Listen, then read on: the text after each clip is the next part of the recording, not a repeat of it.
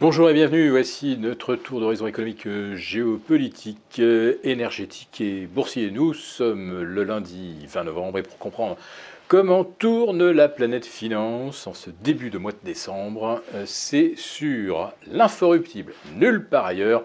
Et l'épisode du jour s'intitulera Le cauchemar de Michael Burry. Alors je vous disais, bienvenue pour ce début de mois de décembre, un mois de décembre boursier bien sûr, puisque vendredi c'était la séance des 3 sorcières, l'échéance du mois de novembre, un mois de novembre parfait. Parfait d'ailleurs comme le score de l'équipe de France de foot face à Gibraltar, 14-0. Eh bien le Nasdaq, lui, il a aligné 14 séances de hausse sur 20 au mois de novembre. C'est un ratio absolument astronomique, parce que par défaut, s'il y a eu 14 hausses sur 20, ça veut dire qu'il y a eu 6 baisses. Non, non, non, il y en a eu juste 2. 2 petites baisses, 4 séances de consolidation quasiment à l'horizontale, et au cours desquelles d'ailleurs on a fait souvent des nouveaux plus hauts. Bref, un mois de novembre en or massif.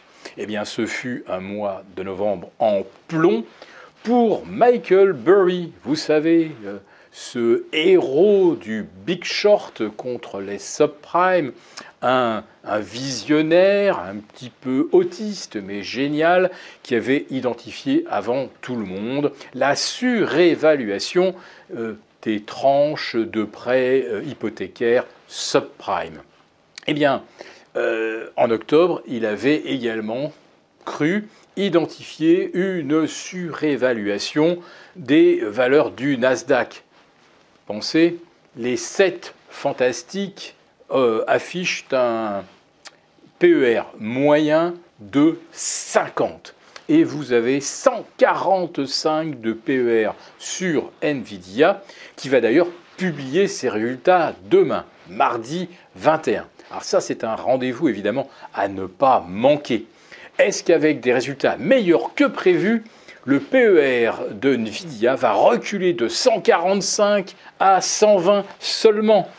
Bon, vous comprenez bien que cette thématique de l'intelligence artificielle a conduit à de véritables folies comme on n'en avait plus observé depuis le premier trimestre 2000, ou le second semestre 1999, et c'est ça que Michael Burry pensait pouvoir shorter. Et il s'est fait complètement défoncer, et ça lui a coûté 1,4 milliard, et il est parti short fin octobre, et il a dû faire partie des acheteurs du mois de novembre, des gens qui ont été contraints pour respecter leur politique de maîtrise du risque, de couper leur position, et donc de se transformer en acheteur, alors que à 50 fois les bénéfices pour les 7 fantastiques, vous imaginez bien que on peut effectivement se montrer dubitatif.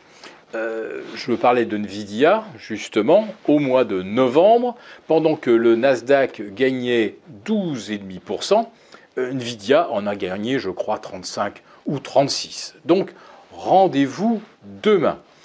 Et peut-être un grand rendez-vous pour Michael Burry qui aurait, d'après la rumeur, shorté à nouveau les technos, les valeurs IA et Nvidia à la veille des 3 sorcières.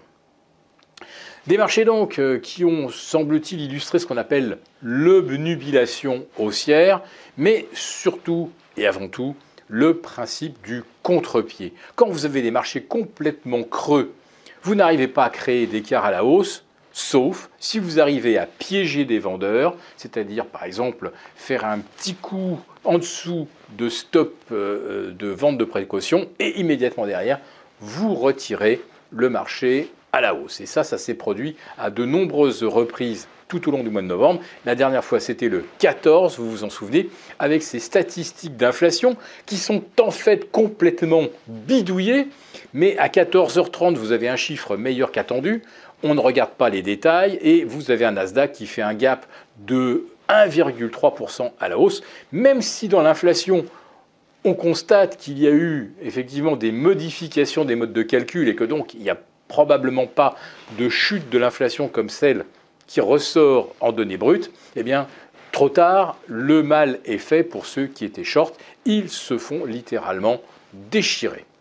Alors le mois de novembre, ça a été également un mois de cauchemar pour les détenteurs de contrats à terme sur le pétrole. Pétrole retombé vers 78,5 sur le Brent, 73 sur le WTI. C'est exactement les niveaux de support que nous avions anticipés déjà au mois de septembre. Autrement dit, c'est peut-être pas le mauvais timing pour suivre Michael Burry sur le Nasdaq et certainement pas le mauvais timing pour revenir sur le pétrole en vue d'un rebond de fin d'année. Merci beaucoup d'avoir regardé cette vidéo.